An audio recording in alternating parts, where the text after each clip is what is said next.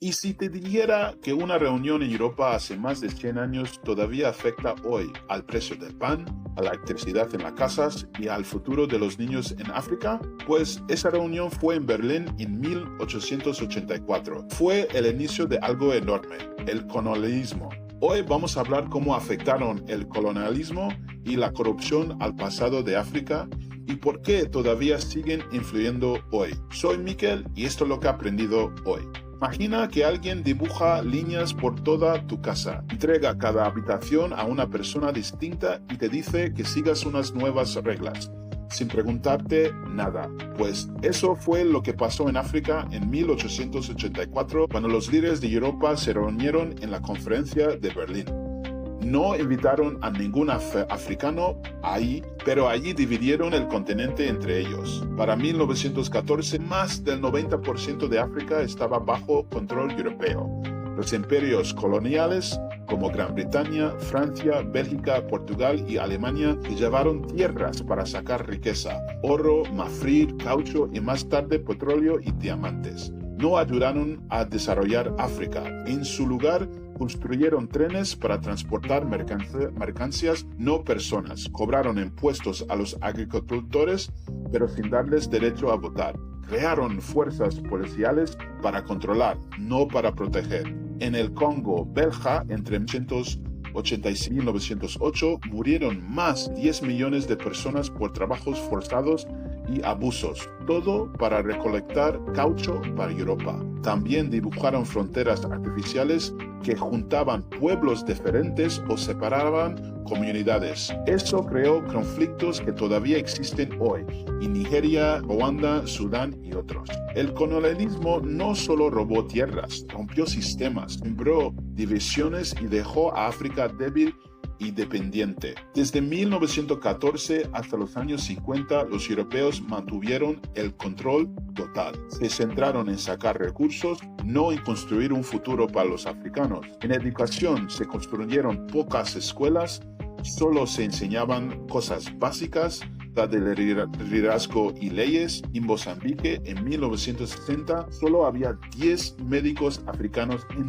todo el país. En sanidad, los hospitales eran para los europeos, no para los africanos. Enfermedades como malaria y tuberculosis se extendieron sin control. En la política no se permitía votar ni participar en gobierno. Se usaban jefes locales para imponer control, no para representar el pueblo. Económicamente, solo podían comerciar con el país colonizador. No se les dejaba crear industrias propias y países como Ghana o Costa de Marfil estaban obligados a producir cacao, no alimentos. Cuando llegó la independencia, muchos países no tenían ni bancos nacionales, ni jueces o abogados preparados, ni gente con experiencia para organizar un país. El colonialismo dejó África con estructuras débiles. Cuando llegaron la libertad y las banderas, faltaban las herramientas para gobernar. En los años 60, África celebró su independencia, pero era como ganar un coche sin volante ni gasolina.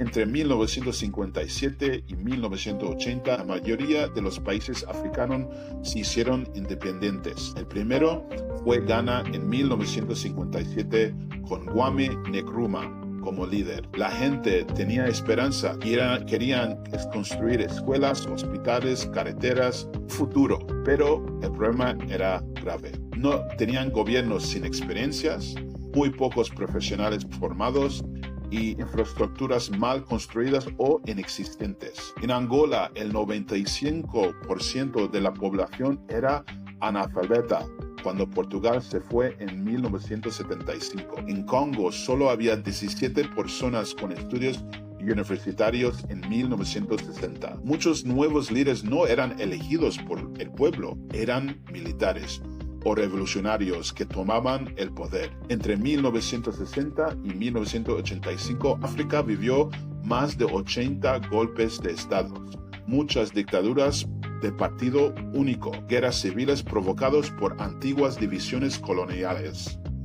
Guerra de Biafra en Nigeria en 1967 hasta 1970, más de 1 millón de muertos, la mayoría por hambre.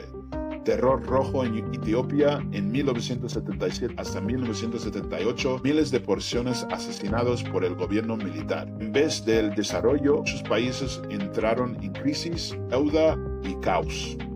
En los años 80, las economías africanas estaban en crisis. Muchos países debían dinero a organismos como la FMI o el Banco Mundial. A cambio de ayuda se les obligó a recortar servicios públicos, vender empresas estatales, abrir mercados a productos extranjeros. Después llegó a la ayuda internacional. África recibe entre 30 y 50 mil millones de dólares al año, pero mucha de esa ayuda no llega al pueblo. La Unión Africana calcula que África pierde 150 mil millones de dólares al año por corrupción.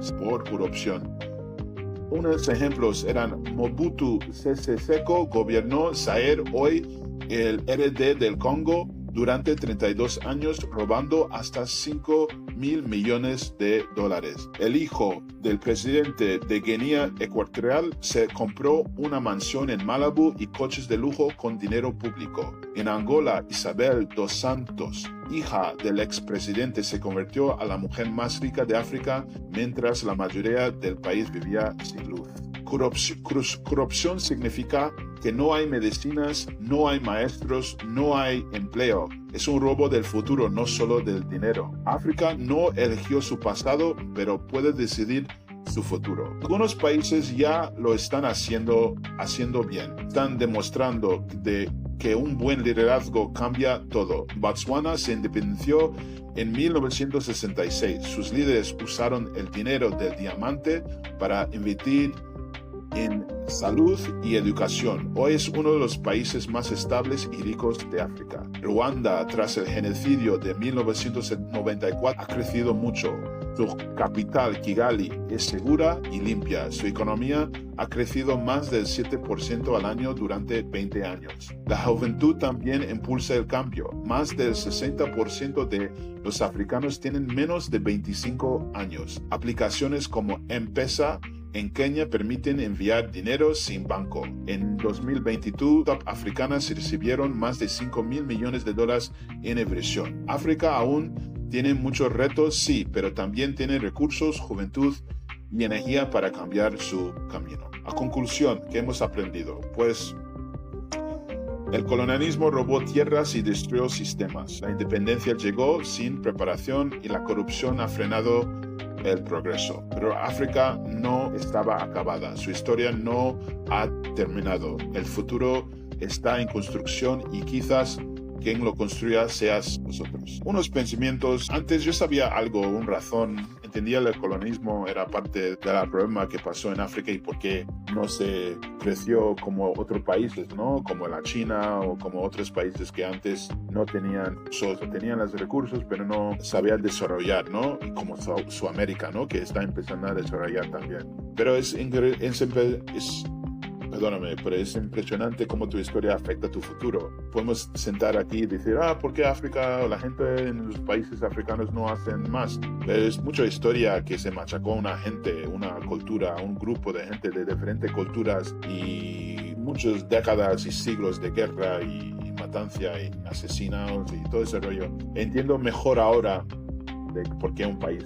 Espero que ellos se salen de esto y parece que sí, algunos están saliendo de esto, pero yo voy a observar más y ver cómo va el desarrollo de África porque esa gente merece una oportunidad. Pues nada, espero que hayas aprendido algo. Soy Miquel y esto es lo que he aprendido hoy. Adiós.